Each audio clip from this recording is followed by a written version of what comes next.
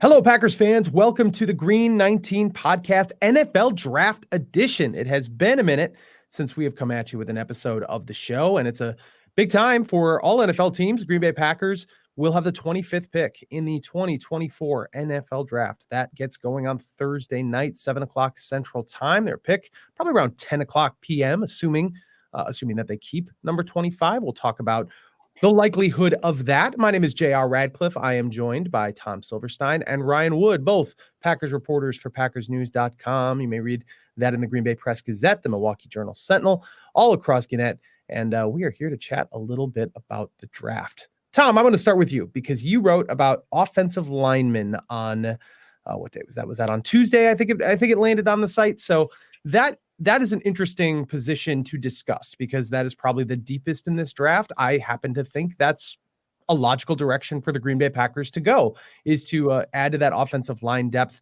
They're kind of a team that doesn't really have a true positional need anywhere. They can kind of go with best available, but offensive line, you could see where they could use some guys, some depth, maybe a starter, maybe a tackle starter to compete with Rasheed Walker or moving Zach Tom around. There's a lot of options there. So tell me what you're thinking as you look at the offensive line draft, and if you think that is the likely destination for, the Packers to go with their first round pick. Well, I don't know if it'll be their first round pick. I think there's a chance it will be, but I think they got to come out of this with probably 3 linemen who can come in and compete right away.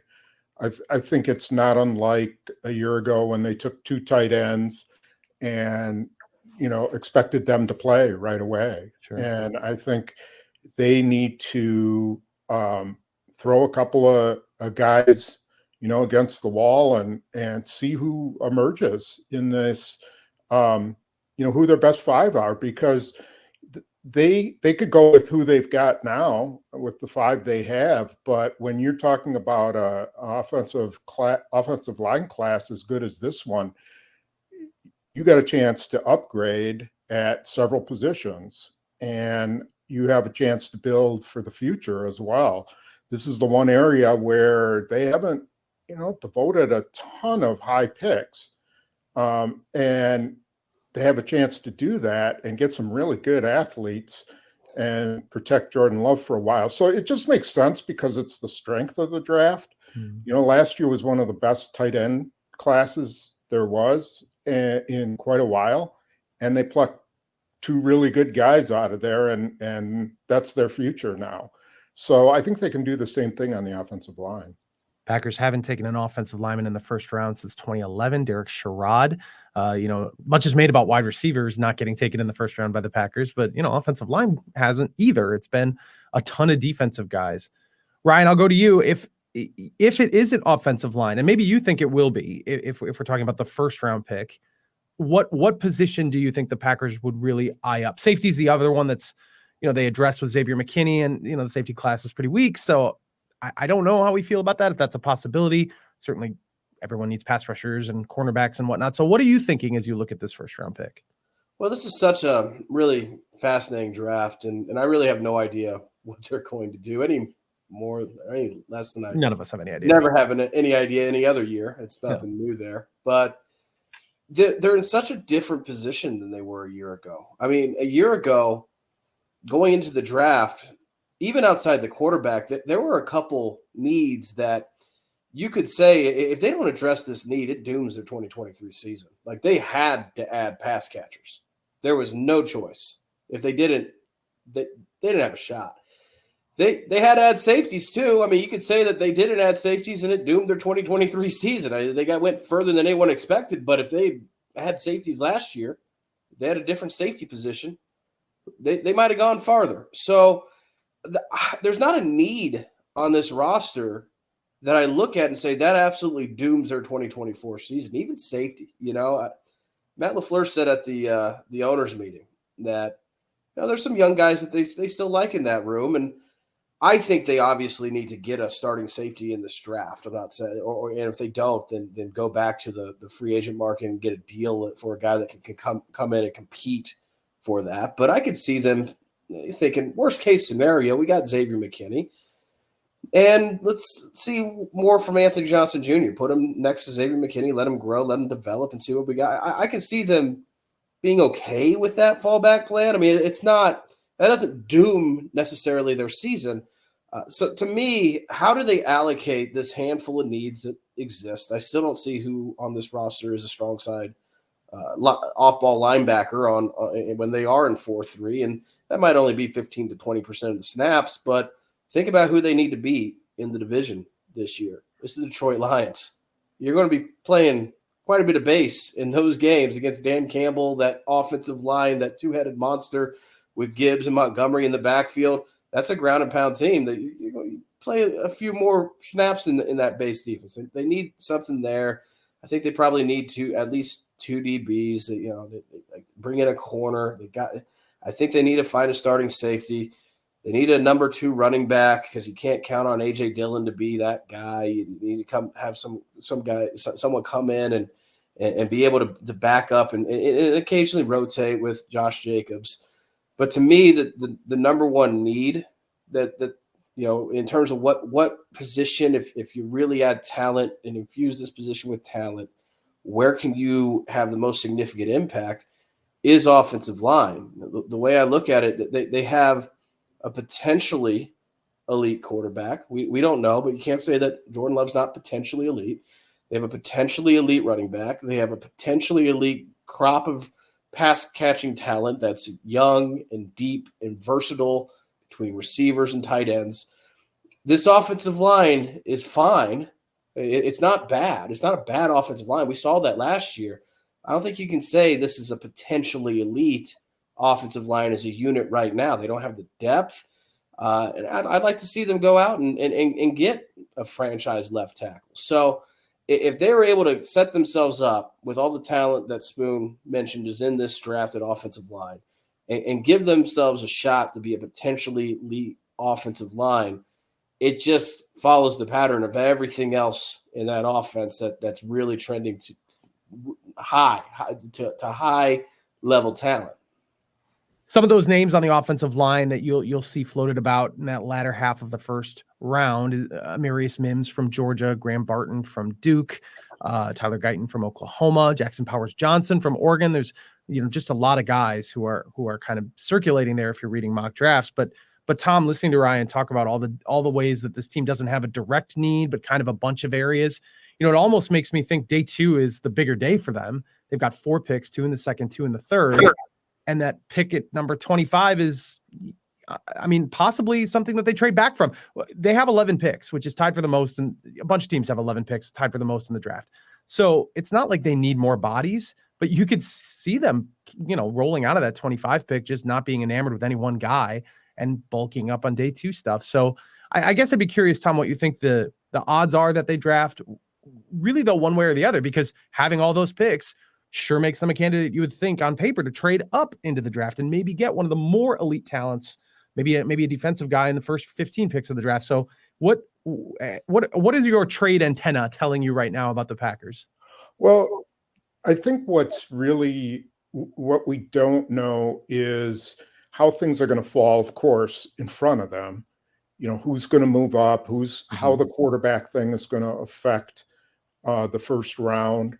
There could be 5 quarterbacks taken, 4 edge guys. There could be 5 or 6 DBs taken. All of a sudden, some of these guys, maybe somebody that you really like at a certain position gets pushed back and they're sitting there at a certain spot, and either someone wants that player or the Packers want that player, and it might not necessarily fit a need. It might just be someone they didn't expect to be there. So it's going to be really interesting to see how everything falls. I think they could most definitely drop back to the end of the first round, maybe early second, and pick up another pick, because I think it'll be close. I think if they're thinking offensive line, they might be able to get the same guy at the top of the second round that they could get at number 25, a similar type player. But, if, let's just say, one of the defensive tackles, Newton from Illinois, for some slips down there. And all of a sudden they're like, well, we love these offensive linemen who are here, but this guy's, ahead on our board. They just take them. I don't see why. I think they're in such a position of luxury with having 2 second-round picks and 2 third picks that they really can try to get someone who can impact or tilt the field one way or another at any position other than quarterback. Yeah, Brian Thomas is a name I'm paying attention to as a receiver. There seems to be kind of a drop-off. There's the big guns like Rome Odunze, Marvin Harrison, and Malik Neighbors.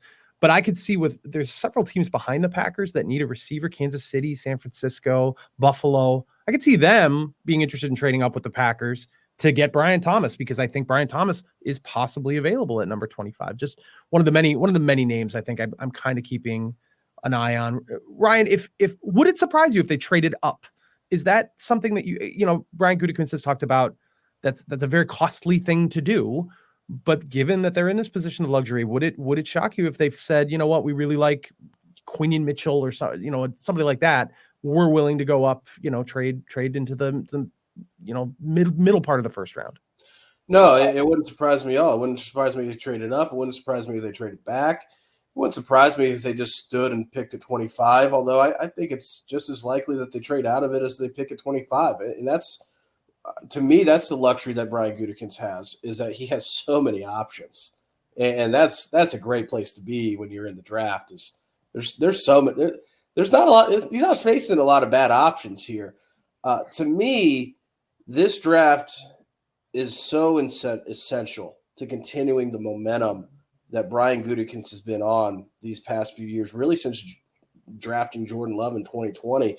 I wrote about this, but this heater that he's been on in the draft, it's awfully reminiscent to Ted Thompson 2005 to 2009 when he drafted Aaron Rodgers, the cornerstone for the new window. But he didn't stop there. He flooded that roster with so much talent in the following drafts to come, the following picks to come. I mean, his next pick was Nick Collins. There was so much non-quarterback talent that he put into that roster that really became the bedrock for that 2010 Super Bowl championship. And if you look at where the Packers are since Brian Gutekunst drafted Jordan Love in 2020, this would be the 09 draft, right? Well, what did Ted Thompson do in 09? He got 2 stalwart players that were essential to that Super Bowl run, and the rest were depth guys in 2010. I mean, he did get TJ Lang in the 4th round, but he didn't. He factored in after the Super Bowl. The 2 guys that Ted Thompson absolutely got, he got B.J. Raji, where he had the luxury of picking 9th in that draft. Then he trades back into the 1st round and gets Clay Matthews. And so if Brian Gutekunst is able to get 2 stalwart guys, let's say a franchise left tackle and an impactful DB, and everything else in this draft is depth, that's a great draft for where this team is right now. And so if that means get your franchise left tackle, you trade up in the 1st round, you go up from 25 and go get that guy that you feel can be that guy on the blind side. They still have Rasheed Walker. He could play right tackle if you wanted to slide Zach Tom inside. If not, he's great depth there, and this is an offensive line that needs depth. I think a big question in this draft, I'm really curious how they view this, is whether or not they feel like they can get better value in the 1st round, late 1st round, at cornerback or offensive tackle. Because usually you want to get that offensive tackle early. It's sorcery what the Packers have done at the tackle position with late round picks. I mean, they've gone from David Bakhtiari as a 4th round guy to Rasheed Walker as a 7th round guy who can play the position. And the right tackle is a 4th round guy in Zach Tom. That's incredibly hard to do. At some point, you want that premium position tackle to have those high round picks and high round draft assets. But does Brian Gutekunst feel like he can get better? Does the cornerback class drop off more in that top of the 2nd round than the offensive tackle position?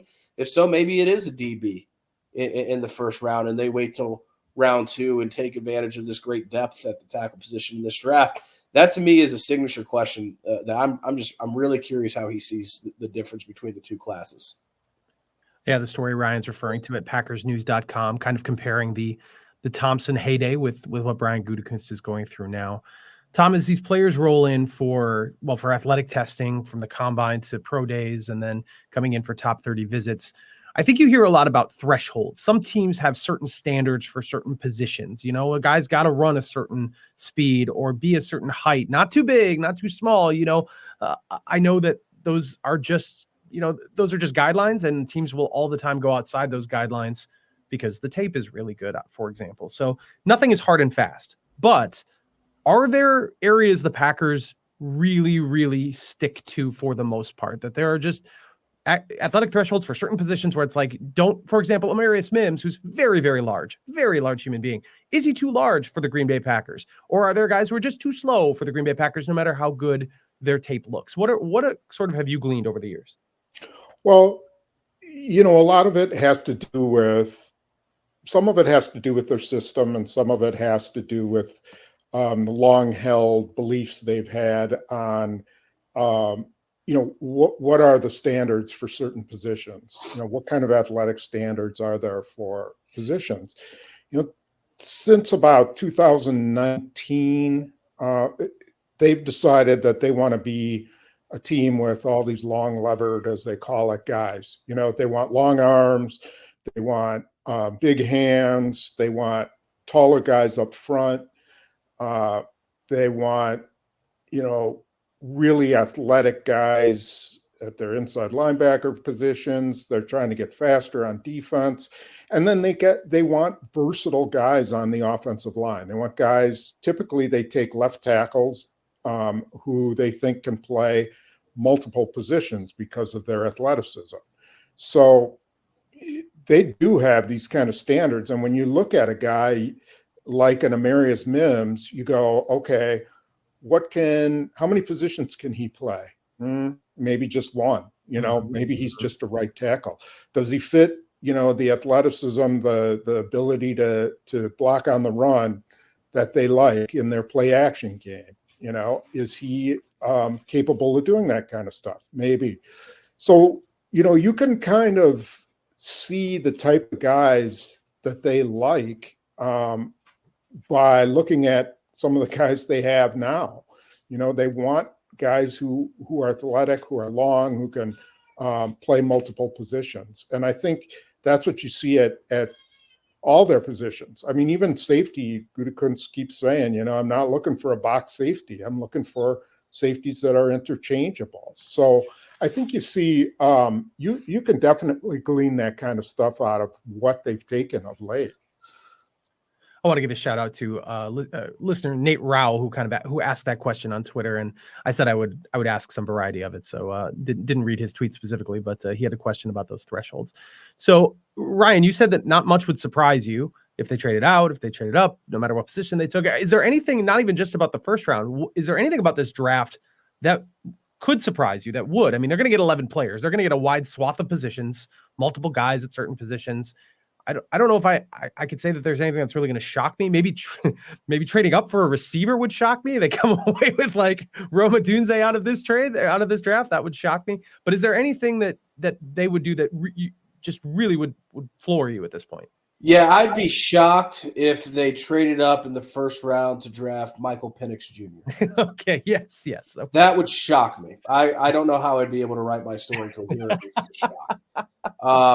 Or any quarterback. It'd have to be Penix. Yeah. But, you know, I'd be really surprised if they drafted a receiver in the first round. I'd be surprised if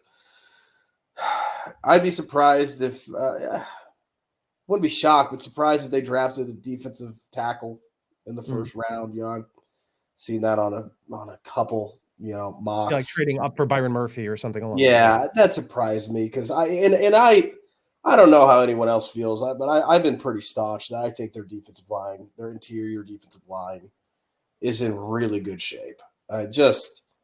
That was a heck of a interior defensive line they had last year, and so I don't see that as an area, but so little would really surprise me or shock me. And as much as we talk about this, we all have a tendency of overcomplicating it because at the end of the day, Brian Gutekunst is going to take the BPA. He's going to take the best value at a handful of positions. That's going to be his North Star. That's his overriding principles. Who's the best player when I'm on the clock? And it's not. I thought a really interesting tidbit that he gave us in his annual pre-draft news conference. I was shocked because usually this is not where you get any interesting tidbits. But last year, when they traded back in the second round with Jayden Reed on the board, they of course wanted Jayden Reed. And why not? He became Jordan Love's leading receiver last year. They wanted Jayden Reed, but they also had a very similar value on Tucker Kraft. And Brian Gutekunst said, they ended up making 2 trades back from 45 to 50, where they eventually took Jayden Reed. But if Jayden Reed had not been on the board anymore, that they would have been very comfortable drafting Tucker Kraft at 50, right after taking Luke Musgrave. They end up, and this is what made day 2 of the draft last year a smashing success. So they ended up getting Tucker Kraft in the 3rd round. Yeah. But that's something to keep in mind too, is that, when you read Pete Doherty's draft series and he's talking with a bunch of scouts, and these are people that know football at a higher level than any of us do.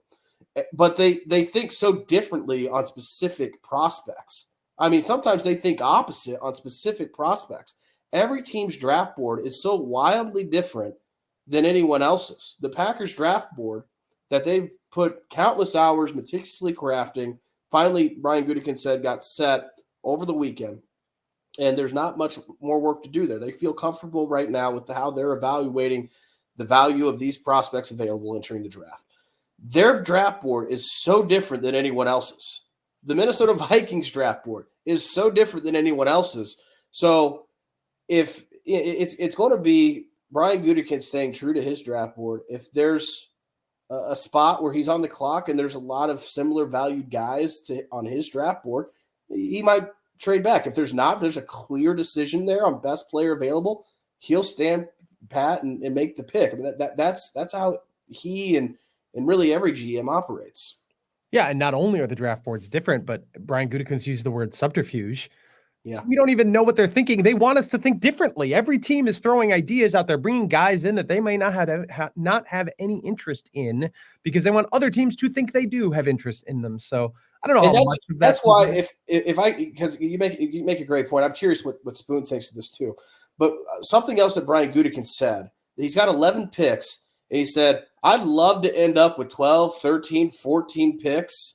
But at the same time, he literally give him credit, because he's doing what he should do. As much as we're journalists and we like unvarnished transparency and truth, like I get the gamesmanship of not telling us all of his secrets 3 days before the draft. All right. So he marches out there. He just basically says, yeah, I'm going to lie to you. I'm not telling you the truth right now, which again, okay, I get it. That makes sense. So you juxtapose that. Yeah, I'm going to lie to you with, I want more picks, not less. Usually, yes, but at the same time, you have the youngest roster in the NFL.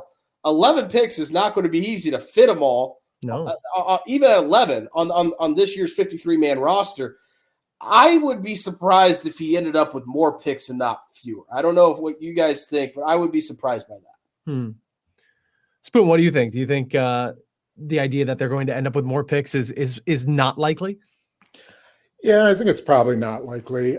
I think, where I think they could wind up using those picks is, I think they could, use the 25th on somebody, and then, use some of the extra picks to try to get up back into the first round at the top, at maybe where San Francisco is, or Kansas City, or somewhere like that.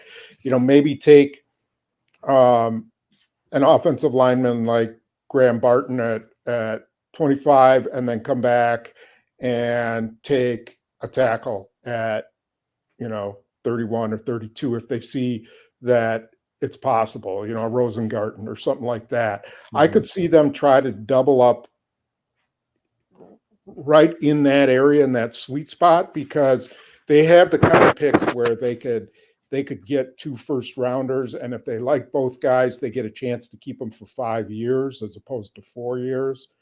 And if anything, that's what I think the kind of move they would make, or to the top of the second round, maybe. Yeah.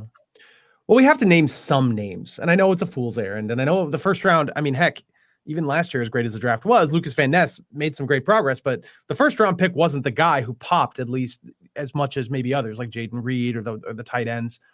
So we got to name some names. If there are 2 or 3 guys that have popped out to you as people who would fit with what the Packers are doing, who fit the thresholds and all of that. Tom, I'm going to come back to you and start with you.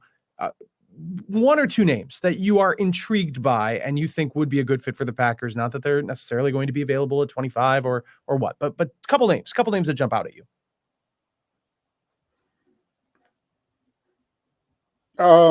So got you thinking.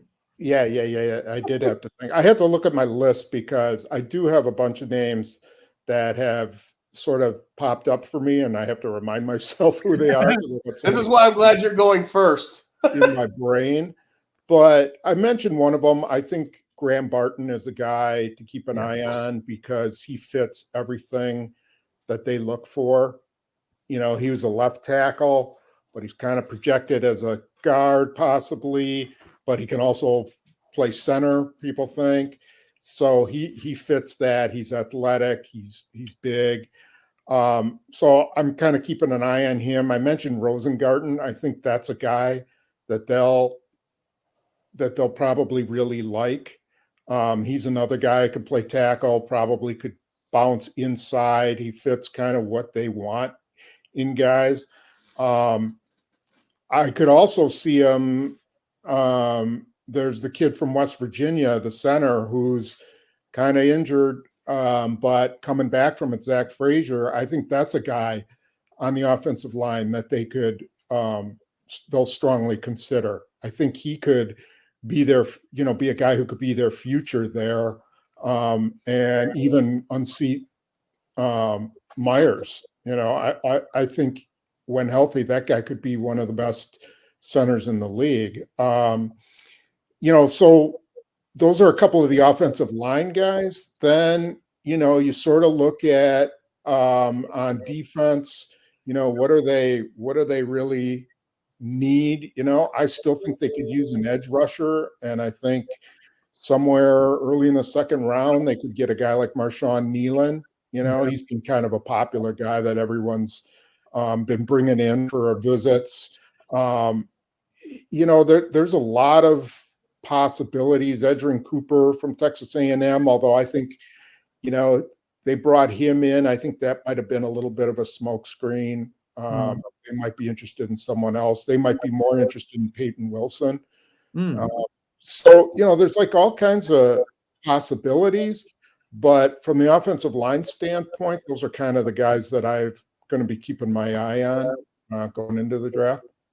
Peyton Wilson, my Wisconsin sports bell's going off. His brother, Bryce Wilson, pitches for the Milwaukee Brewers. That's a guy who could be available with like a 3rd round pick. Maybe he falls that far, and I could see them snatching him up there. I mean, certainly he'd be a candidate in the 2nd round too. There's a lot of guys that I like I have a pronunciation guide in front of me to try because there are a lot of guys with very long names that I think would fit, especially along the offensive line.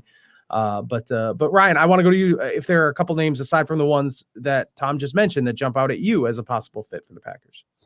Everyone, Tom got into the offensive line. I'll go corner. Everyone is for months now has been wanting to pencil in Cooper DeJean in the 1st round. But to me, the corner that I don't know if he'll be available or not. I don't know if Cooper DeJean will be available or not. But if he is, the corner that strikes me as a Brian Gutekunst guy more than any of them is Nate Wiggins out of Clemson with that 4.28 40. What we know about Brian Gutekunst is he loves athletic freaks at premium positions. Nate Wiggins is an athletic freak. So he profiles to me very much like a Brian Gutekunst guy, and we just got to see how it falls. The question I have on Graham Barton is how much do they really like Sean Ryan? I don't know. I could see them really liking him, or he needs a lot of polish as a pass protector.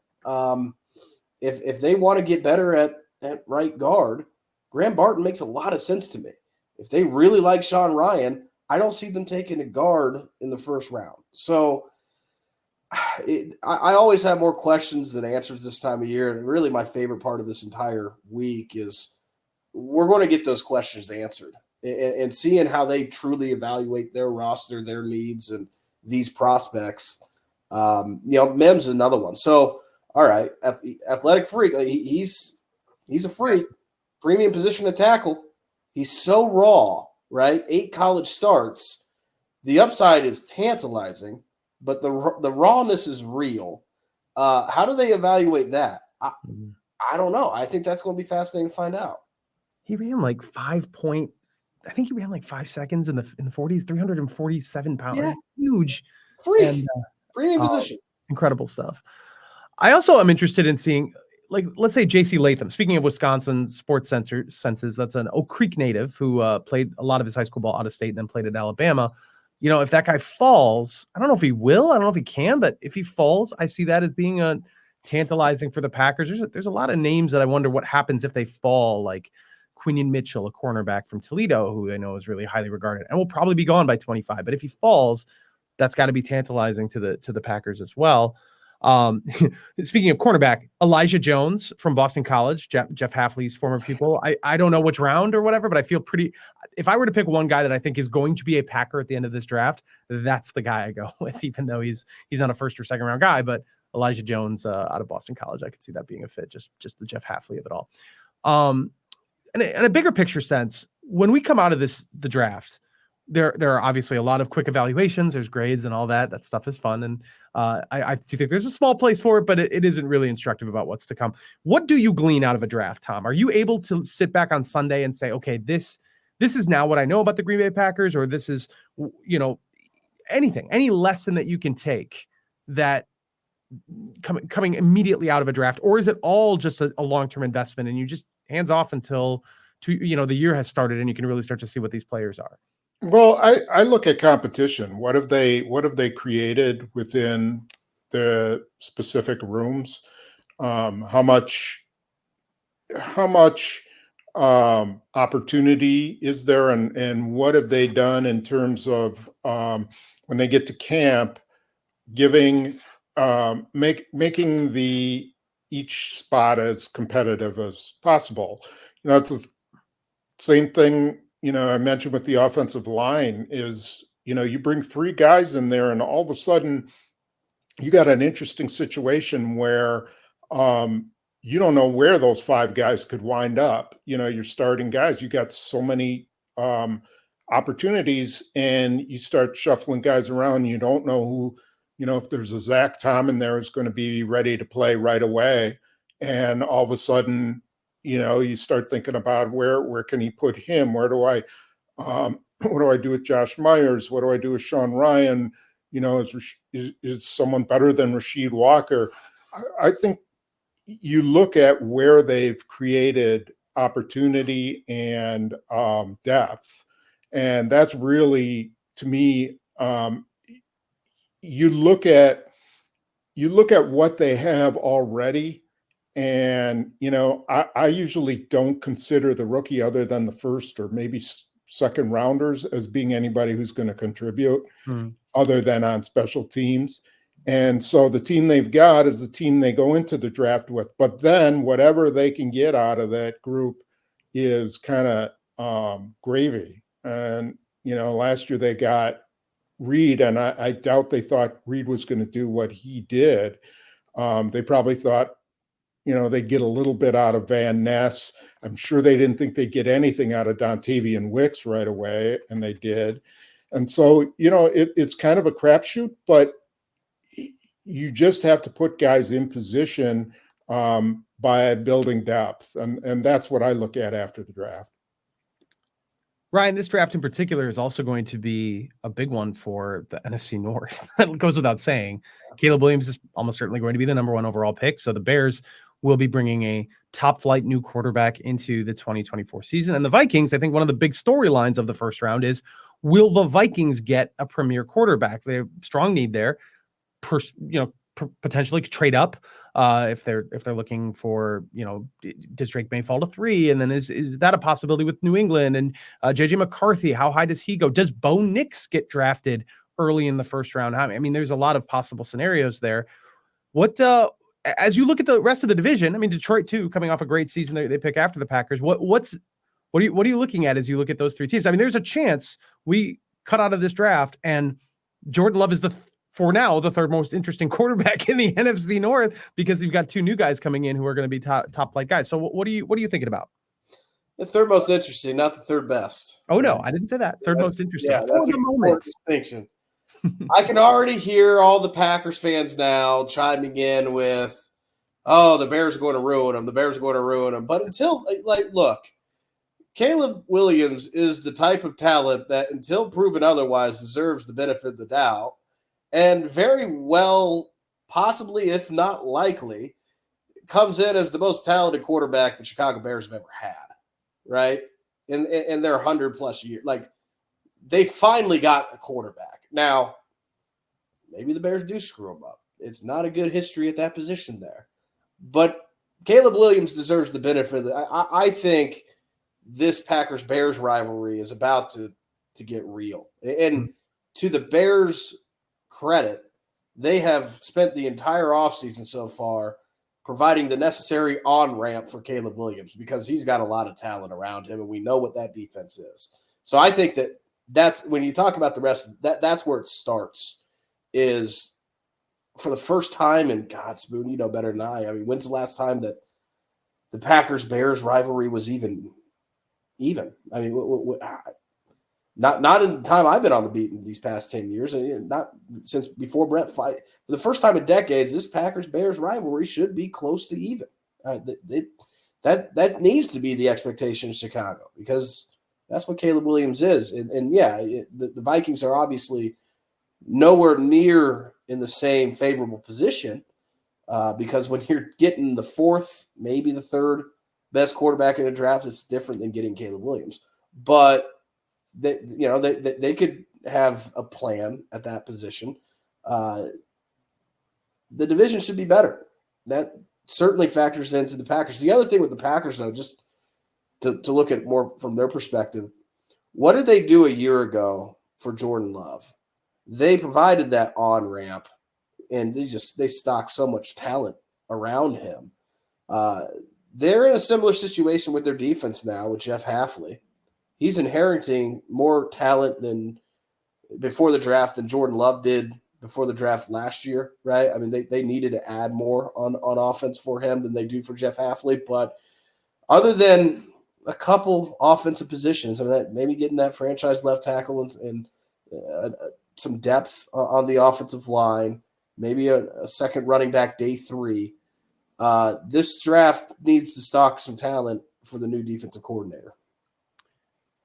We'll wrap it up here, Tom. But before we go, I want to ask, what do you kind of danced around this, I guess. What do you want people to know about the draft that maybe isn't a common conception, or isn't something that's blatantly obvious? It can relate to the Packers. It can relate to just as somebody who's covered a million drafts, how this progresses. Like what is something that people maybe get wrong about it, or that they just don't fully understand about it? Well, I think that's a good question. I don't think any of us really understand the draft fully. Yeah. And what the process is. I think what the biggest mistake people make is putting too much into the combine and the pro day testing.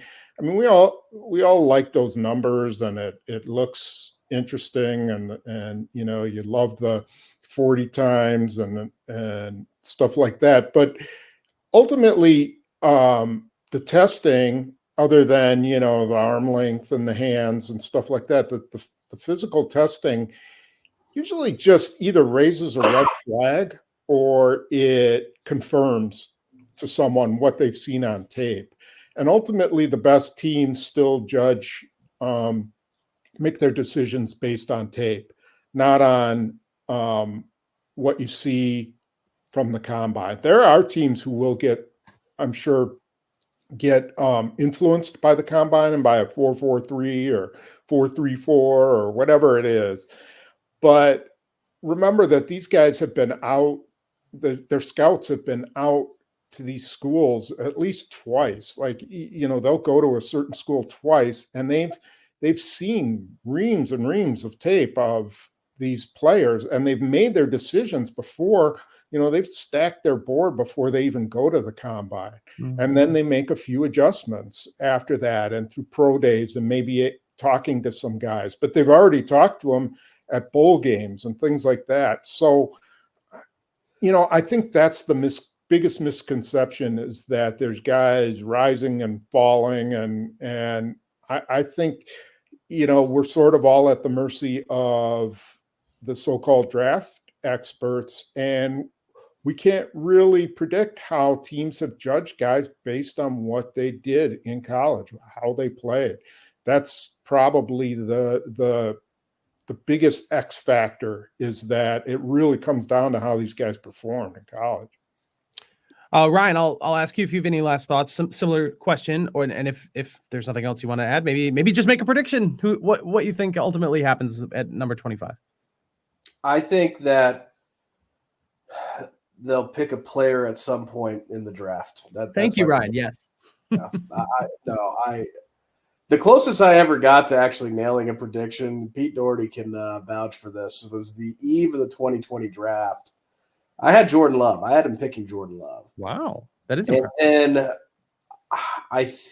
I really thought about, because I really thought, the writing was on the wall. Brian Gutekunst was dead serious about taking a quarterback, and it just you read the tea leaves, it was definitely a possibility. I chickened out. I'm like, if this goes, I don't need the pushback. I don't, they might not. I don't know. I think I ended up predicting Jordan Brooks or something, a linebacker. But yeah, no, I've never gotten a prediction right. I didn't get that one right either. And I don't know that I ever will. So I shy away from bold predictions. Sure. I think just what do people maybe not understand the most? I'll just hammer home what I said earlier is every one of these teams' draft boards are so different from each other. So when we read mock drafts, they all kind of have this uniformity. Yeah, that's like right. They just kind of follow the pack, and they all kind of mimic each other. That's not reality. You walk into any one of the 32 draft rooms, and you're going to see a vastly different board. It's just the way it is. And when Brian Gutekunst says that having 5 picks in the top 100 means that he really should get 5 of the top 50 on his board, that shows how different every single one of these boards are. Yeah. So making knee-jerk reactions on who a player is going to be a day after the draft, that's not the way to do it. What the draft tells me is what they really think of their roster. A year ago, they didn't draft a safety. They didn't think they were a safety away from the Super Bowl, or they would have. Mm-hmm. If they knew how the season was going to pan out, they would have been more diligent at that position. But they weren't a safety away from the Super Bowl. That's what they really believe. I'm curious to, second year of Jordan Love going into 2024 season. What do they really think of their roster? Because if you pay attention, they're about to show you. I also think, by the way, they will get a quarterback at some point this year. It feels like, maybe if they keep all 11 picks, maybe Tagovailoa from Maryland. That'd be an interesting name. Tom, any last thoughts before I send you guys away?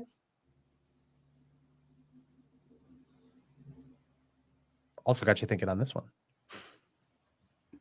No, sorry, I was searching for the unmute button. Oh, very good. No last thoughts. Hear the dog barking while I was. Yeah, no, I think going into the week, you have thoughts on what way they're going to go, but beauty's in the eye of the beholder, and everybody has a little bit different view. So I'm just interested to see what they do with 5 picks and what that does to the roster. It's already a pretty good roster. They got a chance to make it a really, really good roster. Well, they have a chance to set themselves up for, a 3, 4, 5 year run if they can hit on this draft. If they can do as well as they did last year with this draft, then all of a sudden they've put themselves in the mix like some of these other teams that have had runs where they're competitive. San Francisco, Baltimore, Kansas City. That's what you got to do. You got to hit consecutive or 3 drafts in a row. And I think that's why this draft is so important.